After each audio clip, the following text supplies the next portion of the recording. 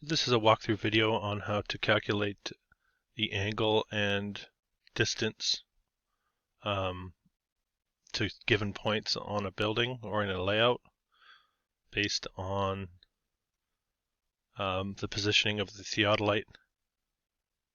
In this case, the theodolite will be positioned right here on this corner.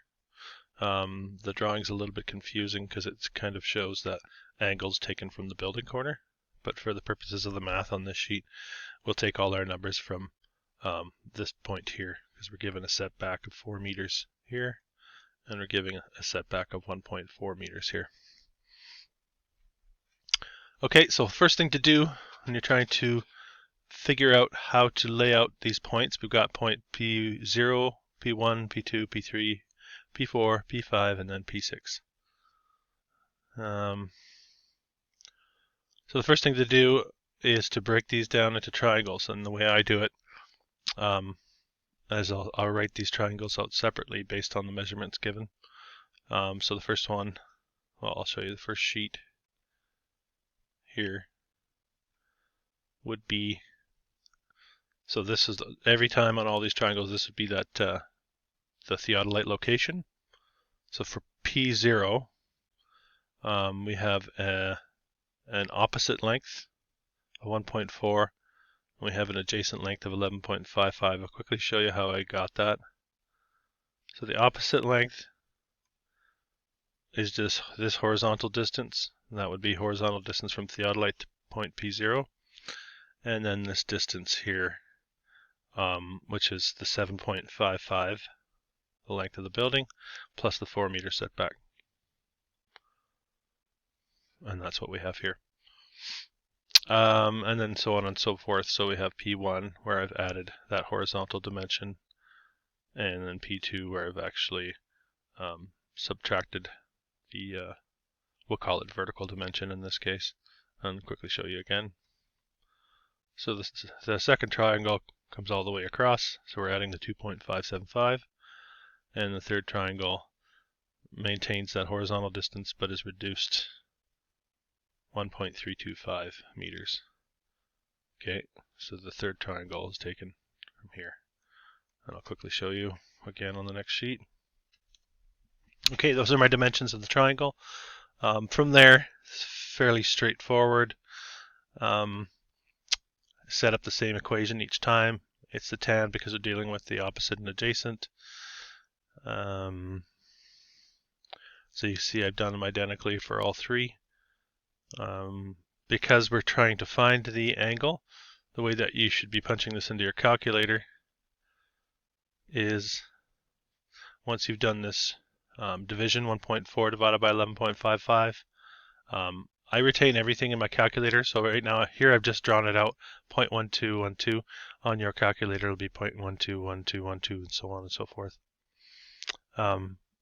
So I wouldn't clear that in the calculator. Keep as much of it as you can to maintain accuracy. And then to figure out the angle, because we're looking for the angle, we need to take the inverse of tan. So you go for your second function tan, and the second function tan gives you the angle of 6.9112. And again, I have the dots here to indicate that this number keeps repeating, and also to tell you not to clear your calculator, because we need to take that into degrees, minutes, and seconds, something that we can read on the theodolite. So again, we do the same process. We take the second function and we press the DMS button, and we get the angle of 6 degrees, 54 minutes, and 40 seconds. Repeating that process for each of these points. We have P0, P1, P2. I know you can't really see. This is 21 degrees, 14 minutes, and 37 seconds. Okay, so that's the first step for each of these locations, is to figure out the angle that we're going to, once zeroed out on the theodolite. So I'll quickly scroll back here. So we would be zeroing out the theodolite at this property line, and those angles that we just figured out would be telling us how far we need to move our theodolite in the horizontal direction for each of those points. The next thing we need to figure out is this hypotenuse of each triangle. Hypotenuse here, hypotenuse there. so we can measure a distance from the theodolite, from the point under the theodolite, I should say, that we lined our theodolite up to. And then we can actually physically measure that distance and get an accurate location for each of those points. And so I've drawn that out for you here for each point. Now find hypotenuse for each point. Okay, that's the a squared plus b squared equals c squared, which you should all be familiar with, Pythagoras. I've skipped a few steps here, but I've put it in. I've taken the square root of what this was, and I came to the conclusion that c was 11.635 in this case. And you can see the numbers for these 3 points.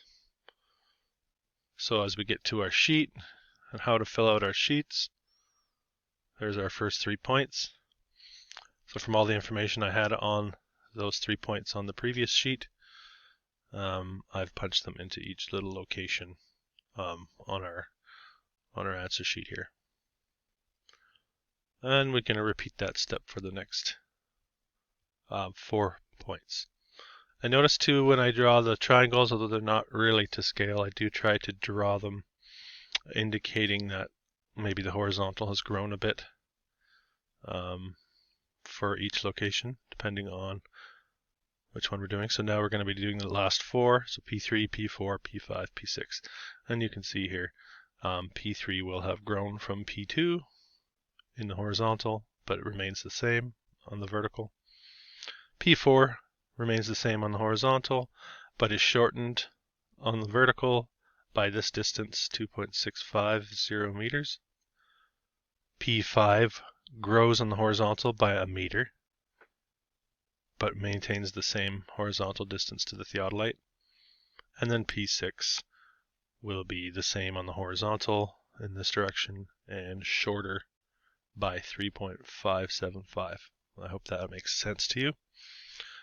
And I've worked out all my math in the same way. I do suggest doing it in this manner, showing all your work. It makes it a lot easier, visualizing the triangle, and then you're able to draw these things out a lot clearer. And I've skipped a step on the hypotenuse. I didn't even draw out the a squared plus b squared equals c squared, but hopefully you get the idea. And I got all my answers here.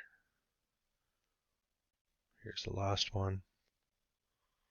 And then your final sheet should look something like this.